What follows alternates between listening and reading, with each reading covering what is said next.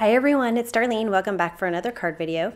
In today's card, I'm coloring these flowers with some Copic markers, and I'm getting out my Vintage Jars stamp set that I just got, Sunny Studio. And it's got two steps to it, and then I've got my flowers from the Floral Motif set by Altenew. I picked 3 different flowers from this set. I'm also using the sentiment from that set, and then I'm using the stem from Artful Flowers, which is a perfect stem because you can kind of curve it if you need to. I'm going to start with Always Artichoke, and this is how I'm going to stamp the solid stamp for this jar, but I'm going to stamp off twice before I actually stamp on my cardstock, which is Neenah Solar White cardstock. And Stampin' Up! Inks stamp off beautifully. You get a different color each time you stamp off. So I'm getting a really light jar-ish sort of green, which is why I'm using this Always Artichoke. And then for the outline of the stamp, there's just 2 steps to the stamp. I'm just going to stamp off once because I want it to be a little bit darker. But because I used some black ink on this stamp, it stained my stamp and I can't really see through it very well. So I'm going to go ahead and use my Stamp-A-Majig, and my first stamp is going to be on the Stamp-A-Majig, and then my next one will be on my cardstock. And when you use Stamp-A-Majig, you can make sure that you line it up perfectly. I love this tool, and it's especially helpful with the wood-mounted stamps. I'm also going to stamp my water ring in Always Artichoke, and I'm just going to stamp off once for this, and I'm going to put it about halfway up.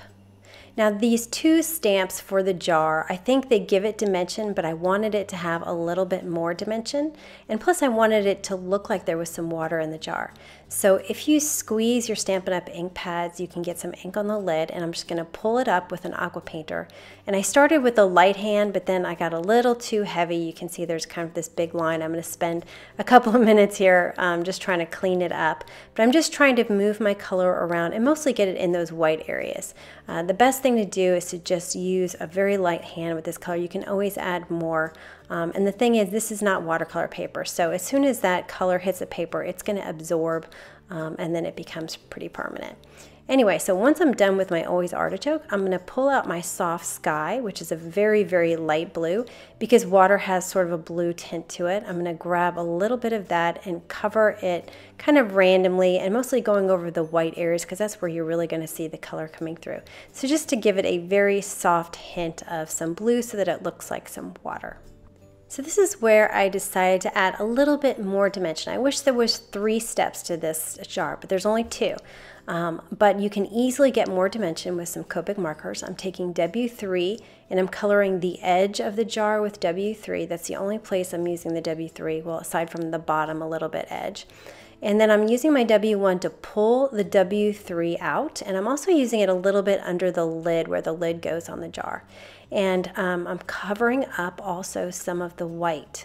And then I'm going back in with some W3 again just to darken it up. So I really just want some dark edges that make it look like it's round, and then blend that out with the W1. Now I'm also going to put my jar on a table, so I'll take my W3, and I usually start at the edge of the jar and move outward just a little bit and get thinner as I get further out. And now I have W1, and I'm just going to continue that out just a little bit and cover over the edge of the W3 line so it just kind of blends out into white. I felt like I got a really good jar with just those few extra steps. Now it's time to stamp my flowers. I'm using 3 different flowers from the set, and I'm going to put them in my MISTI and ink them up with some Antique Linen Distress ink. It's the ink I usually use when I'm coloring with Copic markers and I don't want a hard outline. So I'm going to stamp those first 2, and I figured while they're in my MISTI, I'm going to grab a Post-it because I'm going to need to mask these. So I just put the Post-it on top of the ones that just stamped because I know it's going to stamp right there on top. And so I'm going to stamp my Post-it, cut them out, and then place them on my flowers so that I can add a 3rd flower that will be in the background. So I'm going to use some antique linen on this one as well, and then I'll stamp it down so that it looks like it's behind these 2 flowers. For my stems, I'm going to go back to my Always Artichoke, and this is the stem I'm using from the Artful Flower set, and I'm going to stamp off twice. So 1, 2, and then the 3rd time I'm going to stamp on my cardstock. You can see I added another Post-it up there at the top so I wouldn't get into my flower. And the nice thing about this stem is that you can move it and curve it around. So I'm curving it so that It kind of hits the flower on the left and then comes down to hit the bottom of my jar. And then I'm going to curve it toward the other side for my other flower. So I sort of have the stems overlapping in the jar. All right, now it's time for my coloring. And when I approach flowers with Copic markers, I try to use a very methodical technique. So I'm going to show you one flower and then I'll fast forward the other two flowers because I'm doing the same thing on all three of the flowers. So I started with my medium. This was the E43, and I just colored along the bottom of the flower petal. And then I took my E43 and I flicked on top of it and upward a little bit. You can see I kind of color the very base first so that I don't go over that line by accident. And now I'm flicking upward and I'm staying in the direction of my petal. And then I'm going over it with the E40. And I'm going all the way around the flower doing the same exact thing. So as I'm flicking upward, I'm being careful not to go too far because these flowers are kind of white. And this is more just shadow area. So I'm working my way all around. Notice I rotate my paper just because it's easier to flick upward. All right, once I get that done, my next step is to take my E43 again, and I'm just going to go over a little bit of the edges here and there. I'm not going to draw an outline around this whole flower. I'm just going to add a little bit of shadow to each petal in just a few areas. And then I'm going to go back in with my E40, which is what I'm doing right now. And I'm going to extend that line a little bit and go over the E43 that I put down. So just covering over it to lighten it up a little bit and blend it outward with this lighter color. So far I'm still only using those two colors. And I'm also doing this in two parts. So I'm doing the petals first, and then I'll go back and do that middle portion of the flower. Just for this one particular flower, I added this extra step, which is just to take that E43 again and add a little bit more of the color on these edges because I felt like it was just a little bit too white. And then I went back in again with that E40. But this extra step I didn't do on the other flowers. My next step is to take my third color, which is the E44. And you can see I'm adding some dots at the base. So I'm not drawing a line, I'm putting dots because this is a very dark color and I don't want to get too much of it. So I'll just put some dots and I'll flick upward here and there, not as much as the E43 that I did, but definitely so you can see it. And then I'm also drawing a very thin line up the edges of the petals, not all the way. And I don't think I even did it on every single edge. But I just wanted to give some I want to distinguish between the different petals, and adding that little extra darkness on the edge of the petals really helped. And there are some lines in the petal already, but you can see that I'm not really paying any attention to those lines. I'm just doing my own thing here. So I'm speeding it up a little bit, but I'm doing the same thing, kind of going up the edges, and I'm using an extremely light hand. And you can see sometimes I flick upward and nothing comes out, and that's because I'm trying not to get too close to my paper, because if you get a thick line, it's just not going to look right. So as I add to the bottom and flick upwards, I'm also going to add a little touch here and there to the edges. I'm not talking about the side edges. I'm talking about where I added on the very far side of each petal. So you can see I'm doing that now. So I'm just kind of touching a little bit on all the areas that I did on the edge in those first two steps. And again, not covering the whole thing, just kind of highlighting it a little bit. If you go too thick with the dark like I did here, I just went back in with my E43 and kind of pushed that dark out a little bit. And then it fixed it just fine. So that's what you could do if you get too heavy of a line. And my final step is to take my E43 again, and I'm going to flick upward one more time, and that's to soften the E44 since it is such a dark color. So you don't want to flick upward any longer than you did before, like any lengthier with your lines. You just want to go over the E43 that you just laid down to soften it up and kind of blend the three colors together. And so again, I'm rotating my paper and I'm flicking upward until I get back to where I started. And that is all there is to the petals for the flowers. So now I'm going to go do the inside, which is exactly the same. So I'm going to start with my E43 and I'm going to flick upward. And you can see I'm also coming up the side where there might be a shadow between that front petal and the one behind it. And then I also have to do the top because there are some petals behind there that are facing the other direction, and there's going to be a little shadow area in the middle. And now I'm going to take E40, the light color, and just also flick upward just like I did with the flower petals earlier. And then also blend out the color in the back. And then finally I'll take my E44 and very carefully flick upward, maybe add a few little dots at the bottom, but I want to be really careful with this color. I know my thumb is in the way here a little bit, but I'm also going up the line of the petals so that I can see a little bit of a difference between one petal and the next, and then adding a few dots to the top in the middle area. And then a quick funnel blend with the E43 over the E44. And that completes this first flower. So I'm going to go ahead and speed this up and turn the music up as I whip through these next two flowers. I am going to come back in about 2.5 minutes or so because I want to show you how to add those shadows to the flower in the back.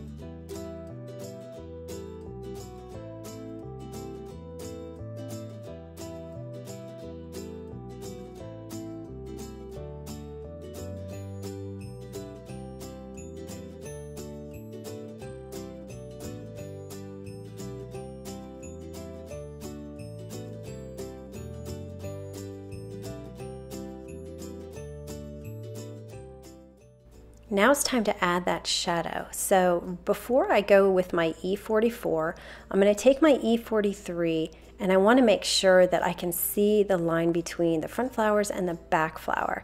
So I'm going to take that E43 and I'm just going to go over the edge of around the petals in the front. And if you can sort of think about it as those front petals are going to cast a little bit of a shadow on the back petals. So I'm just going to make sure that there's some shadow behind there, and that way my petals in the front actually look like they have a reflection, like a light reflection, and then you can see that shadow behind. So I'm using my E43 to do this. You don't want to use the E44, it's going to be a little bit too dark, and you can see I'm kind of flicking in the opposite direction to get that blended toward the petal. And then I'll take my E40 to blend that line out. I'm not going to be too particular about it. I'm just going to kind of blend out the edge there and work my way toward the outside of the petal and then from the outside in. And I'm going to do that on all three of these petals that are touching the flowers in front. Now that that's done, I'm going to go ahead and speed it up again for about another minute while I finish off the rest of this flower.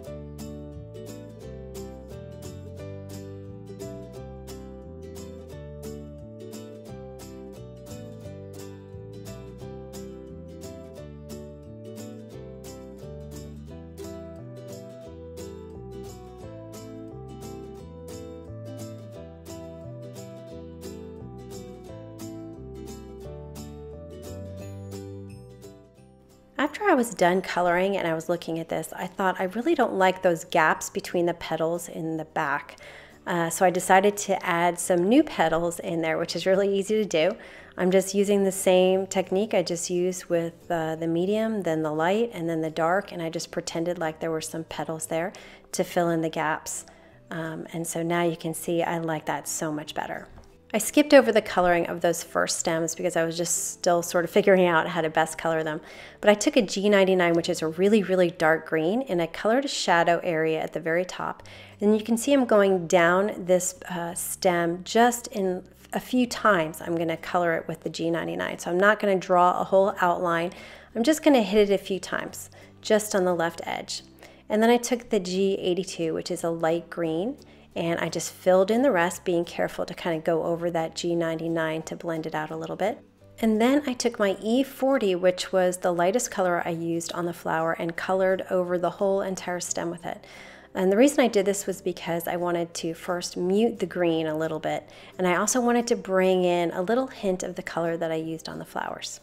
I'm going to use these same 3 colors on the little leaves right outside this flower. I'm going to do them in a different order though. I'm going to first color them with the G82 all over, and then I'll add a little bit of highlight with the G99, kind of going up one side a little bit, and then I'll take my E40 and color over the whole thing to kind of mute it down a little bit. And that'll do it for all my coloring. I'm finished. So what I'm going to do is keep the rest of the card really simple. I'm just going to trim this out a little bit. I want just a tiny border. I'm using a 1/16 of an inch border all the way around. I felt like I needed a little bit of a sentiment, and so I put it in the lower right hand corner with some Early Espresso ink. I matted that to Early Espresso paper, which is an A2 size, and then I matted that to my card base, which is Nina Solar White A2 size. And that is the card for today. So I hope you enjoyed that coloring. I really like the way the vase turned out with those little extra details. Anyway, I hope you enjoyed that, and I will see you next time. Thanks for watching.